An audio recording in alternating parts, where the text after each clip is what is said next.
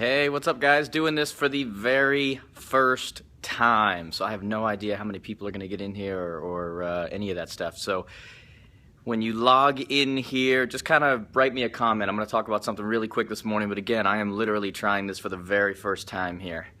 So I can't even see who's in or anything like that. Good morning. I'm going to give it like 1 minute, guys, and then I'm going to talk about what creates change. I've been talking about this a lot with people, especially with the new year. Change for both positive and negative.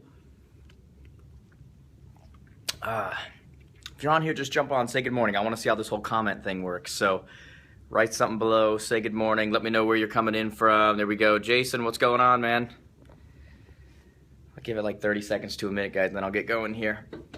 But I want to talk about what actually creates change. Kelvin, what's happening, man? Happy Friday. Jared, what's up, man?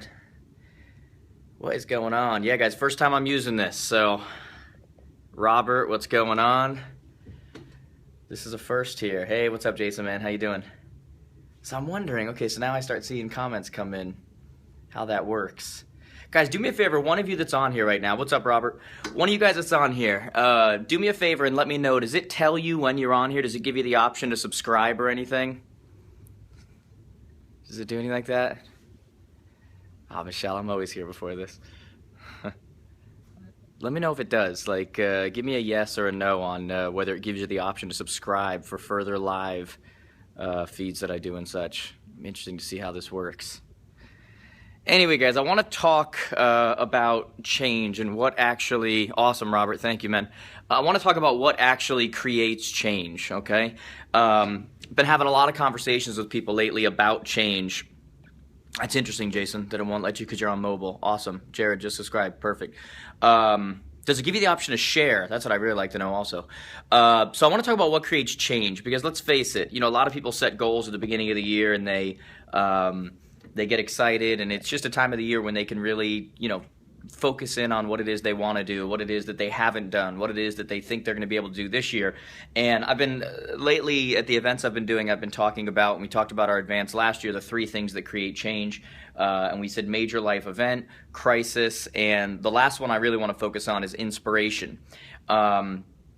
Because inspiration is something that we can create. Inspiration is something, many times life events, crises, we can't really create them. You know, they're not something, I mean, I guess we could create major life event. We could go rob a bank and go to jail, and now that would create change. But obviously I'm talking about creating change on the positive end, not on the negative end like that. But I was talking to a gentleman yesterday. I was talking to a guy who ended up joining our coaching, and it was funny because I won't mention his name, but for years he had been doing, you know, $150,000 GCI, you know, stuff like that, $147,000, $138,000, that kind of a thing. And then all of a sudden, out of nowhere, he goes down to like $18,000, $7,000, these kinds of numbers that obviously were not where his potential was. And it all came from the fact that he went through a divorce and, you know, he's a little depressed about it, and you know, he didn't get to see his son as much and all of this kind of stuff. And I was talking to him about what created change. And, you know, I said to him, look, you know, when we talk about major life events, we talk about crisis, these things happen to you, but they created change for the negative. And on the positive side now, you need to obviously create the third part, which is inspiration. But the only way that we create inspiration to create change is by fully connecting our why. You know, why it is we do what we do, why it is that... And so I was talking to this gentleman, and what we found over the course of time was that his why had so much more to do than just what he thought it was, which was flexibility of schedule. I want to be able to go to my kid's game.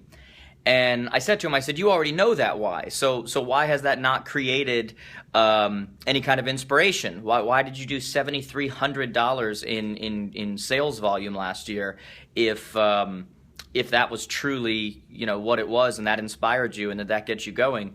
That's obviously not working because the results are just going down and down and down and down.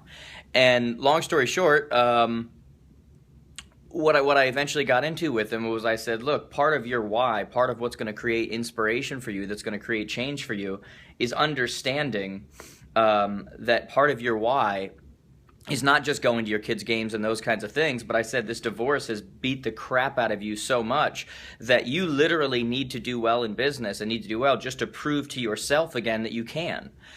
Just to prove to yourself that you're doing something worthwhile, that you created something, that you could be a part of something successful, because you're still beating the crap out of yourself over a failed marriage, and it's affected every other area of your life. And I started, and I won't go into that much detail just in case he's watching, and again, I'm not using his name, but he actually started to cry while we were on this broadcast as I was going a little bit deeper and deeper into his life.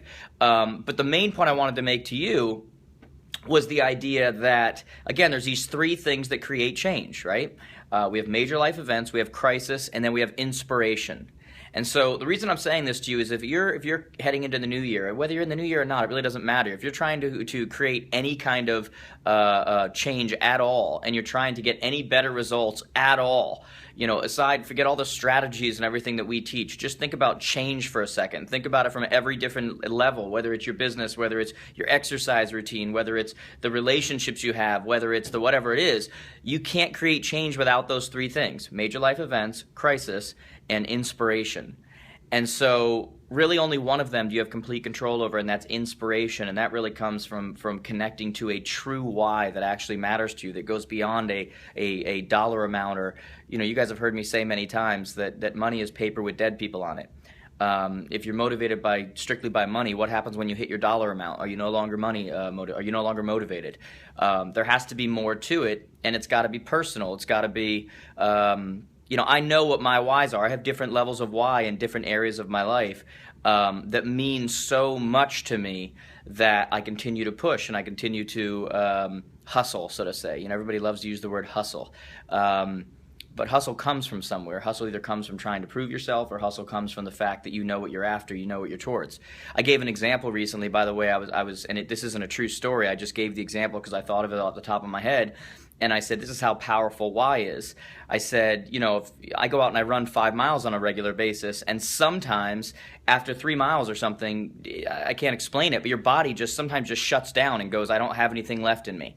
And it's easy at those times, every once in a while when it happens, to go, hey, like literally I'm going to collapse if I go any further. I don't know what's going on, but I don't have it. And you just kind of say, okay, whatever, I'll walk it in. That's, that is what it is. It's not a defeat the voice kind of thing. It's just like you're about to die, And I said to this group I was talking to, I said, if I had hit that 3 mile mark and everything in my body said, you're going to die if you take another step, you just need to walk it in.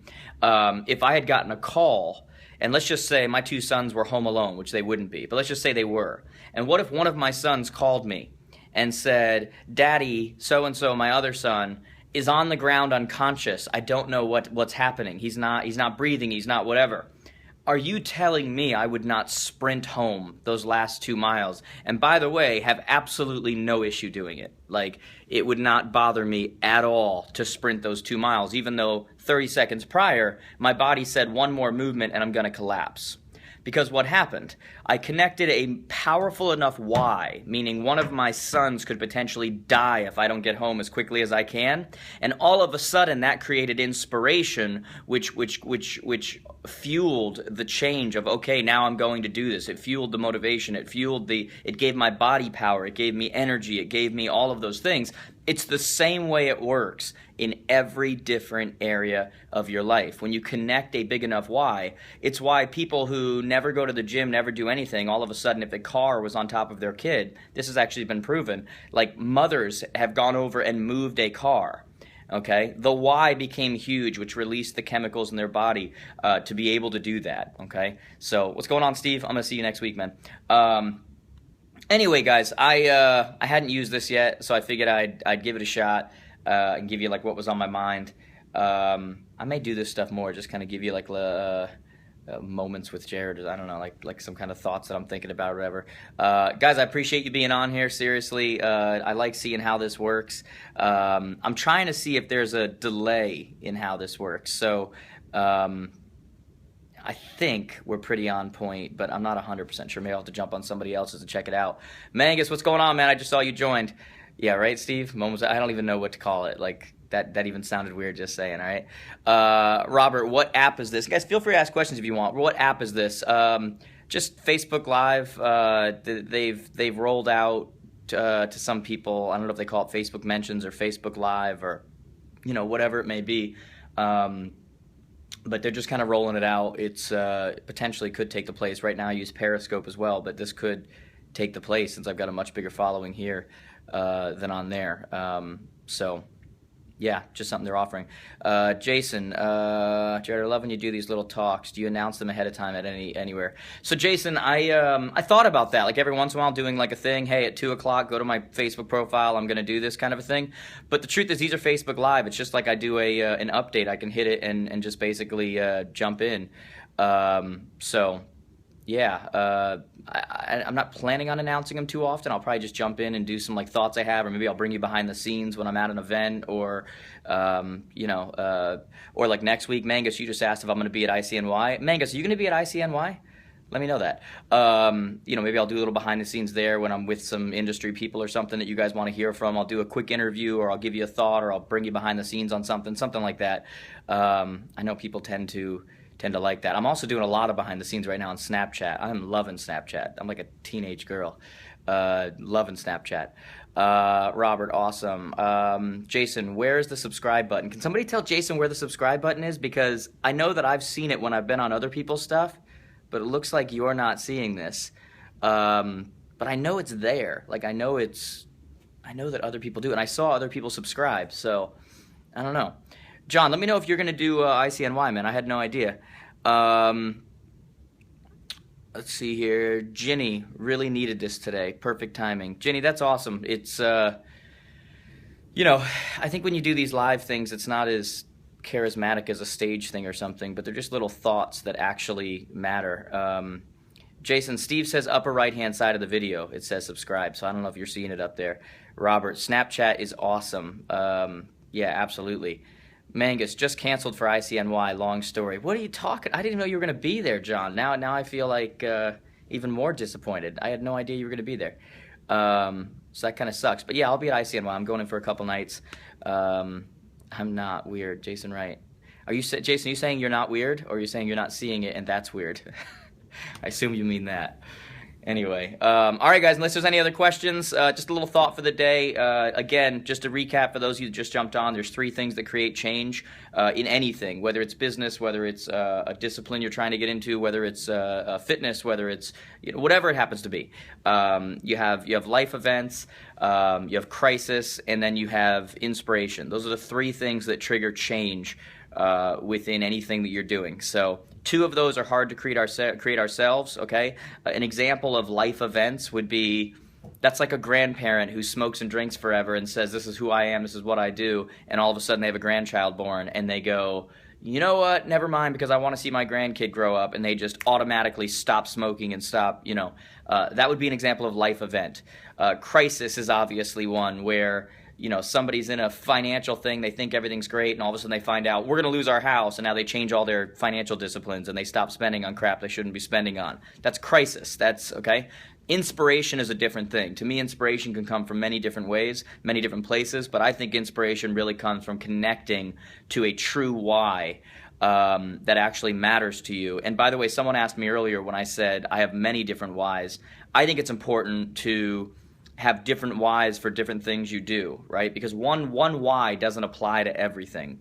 It just doesn't work that way. I find when you find more contextual whys for the thing that you're doing, things that actually matter to that thing, that the result of that thing gets you closer to that why, I find for me, I find more inspiration in that than just having an overall, I want to take care of my kids. I want to, those things are fantastic. Everyone wants to take care of their kids. Like, you know what I mean? Like, you need to get a little bit deeper than that. That's ingrained in you. That's ingrained in every person to want to take care of their kids. That's not what I'm talking about. Life experience, life beatings, like the beatings you go through in your life, all of these things really create the unique DNA of what matters to you, right? So there's some things that are more important than other things. When somebody has somebody close to them have cancer, that cancer research becomes that much more important. When somebody has a child with autism becomes so much more. That becomes the unique DNA of their why or of their caring, and that's really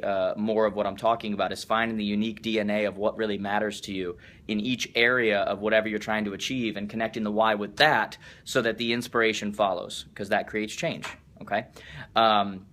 I tell people all the time that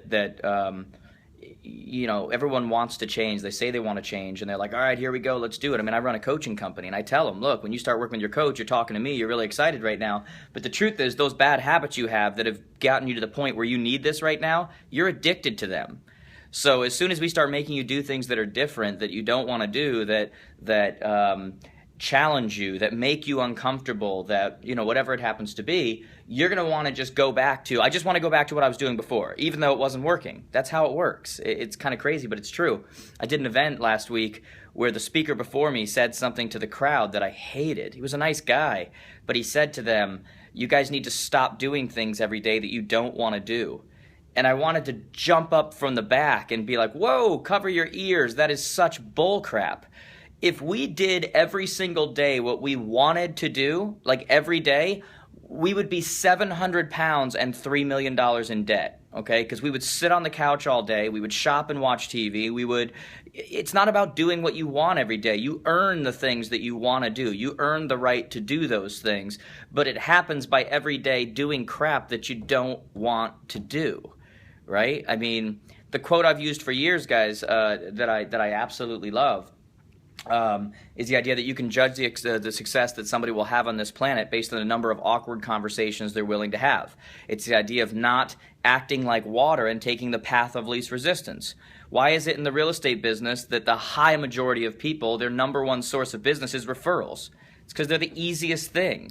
They're not predictable at all. I mean, if you want to create a transaction, you can't just stare at your phone, but they're easy. Hey, my brother wants to use you. Hey, my sister's doing this. Hey, we're buying another house. Hey, we're, whatever it happens to be. And it's basically an easy thing. It's something where it's like, I'm not going to get rejected. You're coming to me. And yet, we coach 8 of the top 100 teams and agents in the country. And the funny thing about them is not one of them is their number one source of business referrals. Not one.